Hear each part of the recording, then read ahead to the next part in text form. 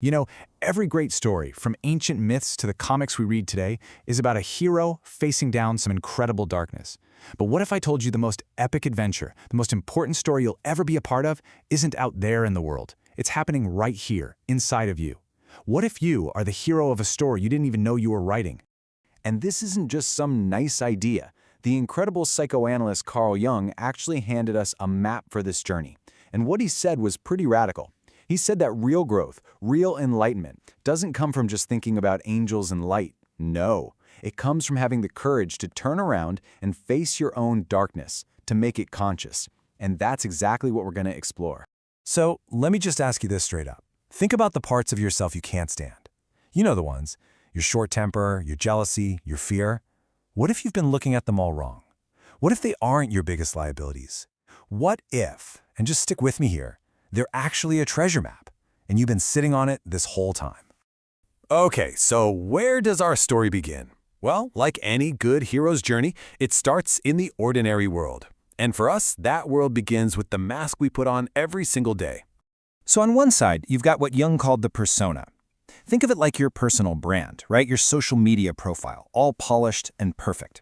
It's the good employee, the caring friend, the version of you that gets the thumbs up. But then there's the shadow. And the shadow is like this big invisible bag we all carry, where we stuff everything that doesn't fit the mask. It's all the unlived, unexpressed parts of you, and it contains both the darkness and, believe it or not, some hidden gold. And how did this shadow even get there? Well, it starts when we're kids. Think about it. You get angry and you're told, be nice. You feel powerful and proud and you hear, don't be so arrogant. We learn really fast that to be loved, to be accepted, we have to cut off certain parts of ourselves and push them away. But here's the thing, they don't just vanish. They just go underground, into the shadow. But those exiled parts, they don't stay buried forever. They find ways to knock on the door of our conscious mind, trying to get our attention. And in the language of the hero's journey, this is the call to adventure. So how exactly does the shadow knock? Well, its favorite way is through something called projection. This is when all those qualities we've disowned in ourselves suddenly seem to pop up in someone else, but like magnified. And we don't just notice it, we have a massive emotional reaction to it.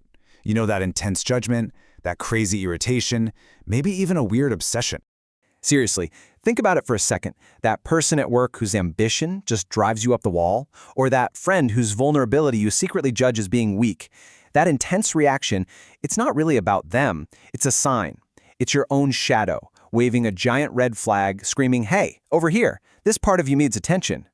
Now, if you choose to answer that call, if you actually decide to follow that map your triggers are showing you, that's when you begin the descent. You make a conscious choice to journey into your own inner world, your personal underworld. Now, this is crucial. This journey isn't a battle to destroy the darkness. It's an act of alchemy. You know, the old alchemists thought you could turn lead into gold. Well, in psychological terms, your shadow, all that raw, rejected stuff, that's your lead. It's the prima materia, the base material. And it's the very thing that, if you work with it, can be transformed into your greatest personal gold. And as you go deeper on this journey, you are absolutely going to meet figures that seem like monsters.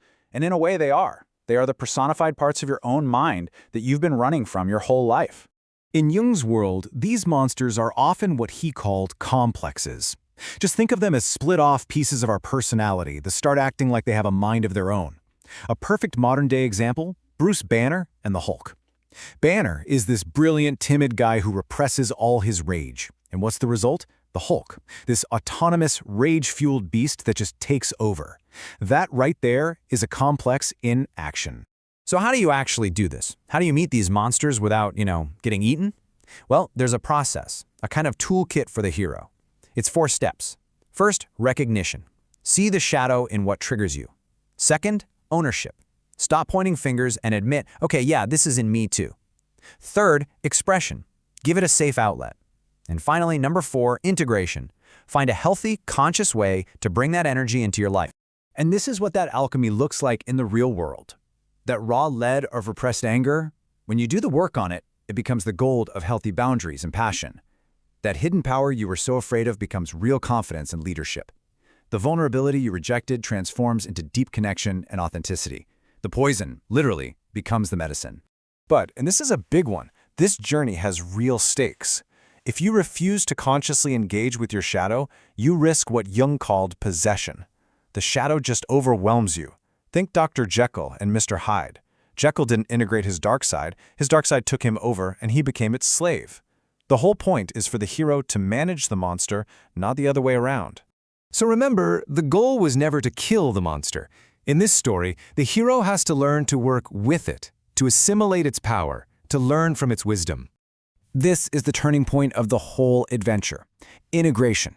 It's that moment when your conscious self stops fighting the shadow. Instead of facing off, you turn around and stand back to back with it. You finally realize this thing you feared so much is actually a powerful ally. It has all the raw energy, the instinct, and the power that your polite little mask has been missing. And this is the ultimate prize, the real buried gold. Because the shadow, once you befriend it, is the source of so much of what makes life amazing. It's where your raw creativity lives. It's your vitality, your life force. Your deepest, most authentic self isn't in that polished mask. It's in the wholeness that finally includes your shadow. And so, the hero returns from the underworld. You step back into your ordinary life, but you're not the same. You're fundamentally changed. You haven't defeated the darkness, you've integrated it. You are, finally, more whole. And this isn't just some abstract concept. It shows up in very real ways in your life. You get triggered way less because you're not projecting anymore. You have so much more energy because you're not wasting it trying to keep things buried. Your relationships feel more real. You stop repeating the same old self-sabotaging patterns, and you start to feel this genuine compassion, not just for other people, but for yourself too. But let me be absolutely clear about one thing. This is not just an intellectual exercise. You can't just think your way to wholeness. Getting the insight is only step one. The real transformation happens when you act. It's when you take that repressed anger and actually use it to set a boundary. It's when you take that hidden power and finally speak up. This journey has to be lived, not just understood. And let's get this straight because it's probably the most important part. The goal of the hero's journey is not to come back as some flawless, perfect person. Not at all. It's to come back as a complete one. It's about accepting the whole spectrum of who you are, the noble parts and the nasty parts, the brave and the cowardly, and realizing that all of it, is you. So, we've just walked through the entire map of the hero's journey within. But, a map is just a piece of paper until you decide to take that first step. The call to adventure is here, right now.